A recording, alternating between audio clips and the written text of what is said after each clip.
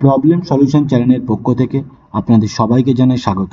আজকে আমরা শিখব কিভাবে আমরা অনলাইনে আনম্যারেজ সার্টিফিকেটের জন্য আবেদন করব। এটি আগে অফলাইন ছিল, পঞ্চায়েত থেকে এটি দিয়ে দেওয়া হতো, কিন্তু বর্তমানে এটি অনলাইনও চলছে। তো আপনারা অনলাইনে আবেদন করবেন। এর জন্য আমাদের কোনো একটি ব্রাউজার ওপেন করতে হবে এবং সেখানে টাইপ করতে হবে wbpms.in। এটি লিখে সার্চ করলেই ওয়েবসাইটটি ওপেন হয়ে যাবে। এই ওয়েবসাইটটির লিঙ্ক আমি ডেসক্রিপশানে দিয়ে দেবো, আপনারা সেখান থেকে সরাসরি এই ওয়েবসাইটে আসতে পারবেন। ওয়েবসাইটটি ওপেন হওয়ার পর ওপরে একটি অপশন পাবেন সিটিজেন কর্নার বলে, এখানে ক্লিক করবেন। এখানে ক্লিক করার সাথে সাথেই পরবর্তী পেজটি চলে আসবে। পেজটি দেখতে ঠিক এরকম হবে। একটু স্ক্রল করে নিচে চলে আসবেন, এখানে একটি বক্স পাবেন, এই বক্সে টিক চিহ্ন দেবেন। বক্সে টিক চিহ্ন দেওয়ার সাথে সাথেই একটি প্রসেস বলে অপশান চলে আসবে, এখানে ক্লিক করবেন। এখানে ক্লিক করার সাথে সাথে আপনার কাছে একটি মোবাইল নম্বর চাওয়া হচ্ছে। আপনাদের কাছে যে মোবাইল নম্বরটি থাকবে সেই মোবাইল নম্বরটি এখানে দিয়ে দেবেন। মোবাইল নম্বরটি দেওয়ার পরে এখানে ওটিপিতে ক্লিক করবেন। যে নাম্বারটি দিয়েছেন আর সেই নাম্বারে আপনাদের 4 সংখ্যার একটি ওটিপি চলে যাবে। ওটিপি নাম্বারটি এখানে দিয়ে ভেরিফাই অ্যান্ড প্রসেসে ক্লিক করবেন। ভেরিফাই অ্যান্ড প্রসেসে ক্লিক করার পর মেন পেজটি চলে আসবে, যে ফর্মটি আমাদেরকে ফিল আপ করতে হবে। এখানে শুরুতেই আপনার জেলার নাম চাওয়া হচ্ছে, আপনাদের জেলা যেটা হবে সেটা এখানে দিয়ে দেবেন। এখানে আপনাদের যে ব্লকটা হবে সেই ব্লকের নামটি দিয়ে দেবেন। এখান থেকে আপনাদের যে গ্রাম পঞ্চায়েতটি হবে সেই গ্রাম পঞ্চায়েতের নামটি দিয়ে দেবেন।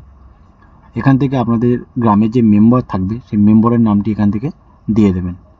একটু নিচে চলে আসবেন, এগুলো ফিল আপ করার দরকার নেই। এখানে যদি ছেলে হয় মিস্টার দেবেন, মেয়ে হয় মিসেস দেবেন।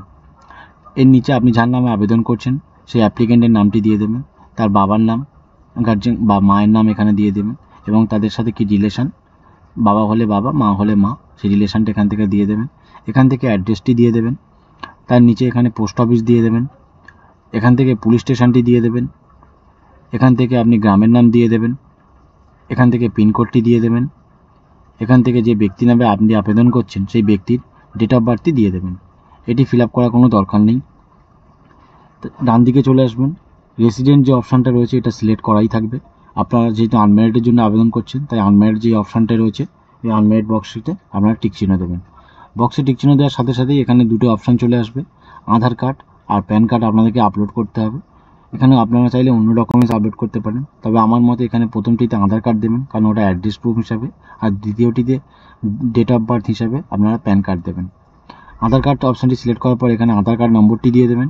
প্যান কার্ড সিলেক্ট করার পর এখানে প্যান কার্ড নম্বরটি দিয়ে দেবেন এবং ও দুটো পিডিএফ আকারে 2 MBর মধ্যে এখানে আপলোড করে দেবেন। এখানে যে ব্যক্তিটির নামে আবেদন করছেন ওই ব্যক্তিটির পাসপোর্ট সাইজ একটি ছবি 100 KBর মধ্যে আপলোড করে দেবেন। আপলোড করার পর এখানে সাবমিট বাটনে ক্লিক করবেন। সাবমিটে ক্লিক করার সাথে সাথে পরবর্তী পেজটি চলে আসবে। এখান থেকে আপনি আমার স্ট্যাটাসটা দেখতে পাবেন। এর আগে আমি দুটো করেছিলাম, সেই দুটো আমার সাকসেসফুলি হয়ে গেছে। এখান থেকে ক্লিক করে আমি ডাউনলোড করেছিলাম। তো এটা যেটা আমি সবেমাত্র করেছি তাই আমার পেন্ডিং দেখাচ্ছে। এটি সাকসেসফুল হয়ে গেলে এখানে ডাউনলোড অপশান চলে আসবে। তো আশা করছি আপনাদেরকে বোঝাতে পেরেছি আপনারা কীভাবে অনলাইনে আনম্যারিড সার্টিফিকেটের জন্য আবেদন করবেন। এতক্ষণ সাথে থাকার জন্য অসংখ্য ধন্যবাদ। এরকম আরও ভিডিও পেতে আমাদের চ্যানেলকে ফলো এবং সাবস্ক্রাইব করুন।